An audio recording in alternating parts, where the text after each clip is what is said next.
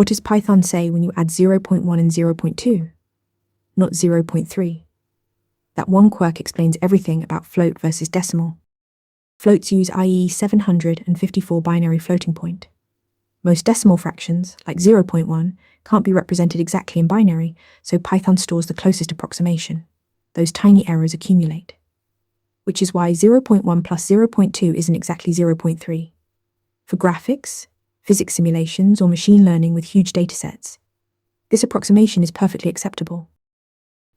Python's decimal type stores numbers in base 10, giving you exact decimal representation. 2.50 stays exactly 2.50 through every operation. For financial work, invoices, tax rates, currency conversions. Even 1 cent rounding errors multiplied across millions of transactions become serious bugs.